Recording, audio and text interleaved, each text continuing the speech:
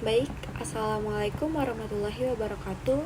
Perkenalkan, nama saya Nurul Latifah dari kelas IF22E.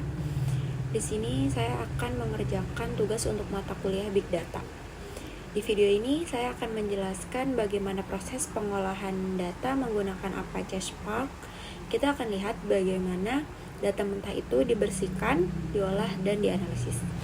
Baik, masuk ke praktikum yang pertama. Kita di sini mulai dengan membuat Spark Session sebagai mesin utama PySpark-nya. Nah, di sini kita beri nama aplikasinya P1 Profiling, lalu cetak versi Spark dan nama aplikasinya untuk memastikan Spark sudah aktif. Kemudian yang kedua, di sini kita import beberapa fungsinya untuk membuat data acak.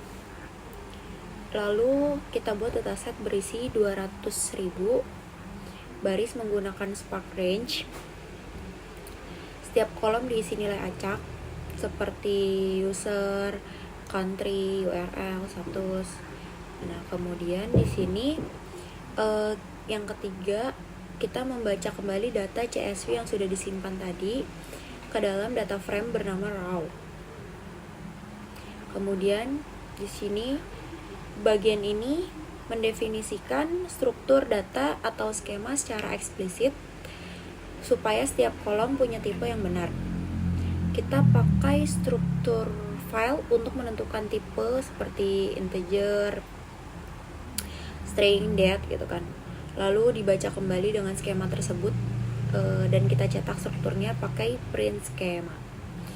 Oke, kemudian di sini kita menyimpan data ke format Parquet, yaitu format penyimpanan yang lebih efisien dari CSV. Lalu yang terakhir di sini menghitung ukuran folder, CSV dan Parquet. Fungsi dari dir size ini menjumlahkan ukuran file di dalam pad. Lalu kita bandingkan ukuran kedua format tersebut untuk melihat seberapa besar penghematan ruang yang diberikan oleh Parquet.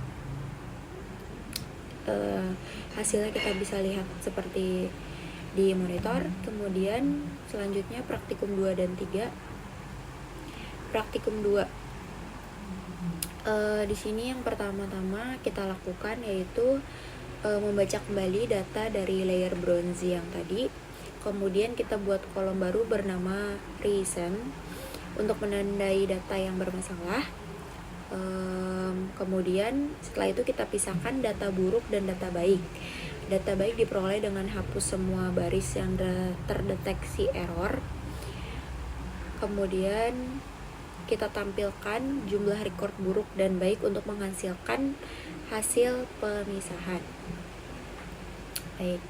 Selanjutnya di sini kita menyimpan hasil pembersihan data. Data yang bermasalah disimpan ke folder quarantine sebagai arsip pengecekan, sedangkan data yang sudah bersih disimpan ke folder silver untuk dipakai pada tahap analisis berikutnya. Kemudian di sini langkah ini membuat ringkasan jumlah data yang bermasalah berdasarkan penyebabnya. Misalnya beberapa baris yang punya user kosong atau status bermasalah. Bagian ini memuat data laporan kualitas data dengan format JSON.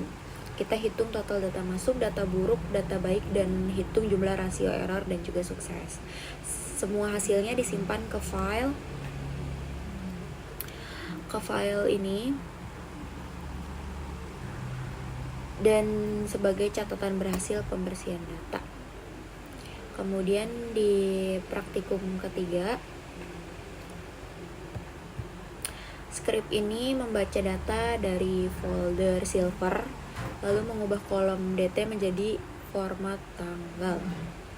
Nah, setelah itu data dikelompokkan berdasarkan tanggal, negara, dan dihitung. Hasilnya ditampilkan 10 baris row.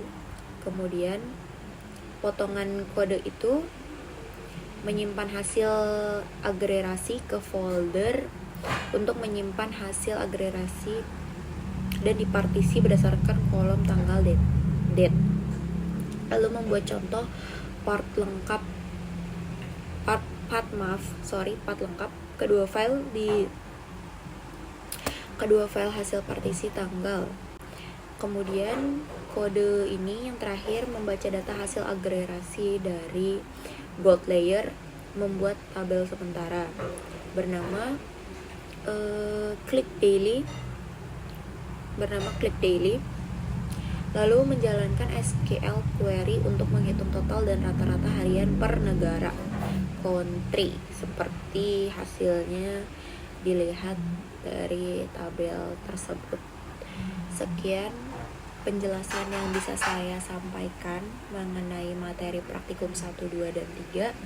Mohon maaf apabila ada kesalahan kata. Wabillahi taufiq wal hidayah. Wassalamualaikum warahmatullahi wabarakatuh.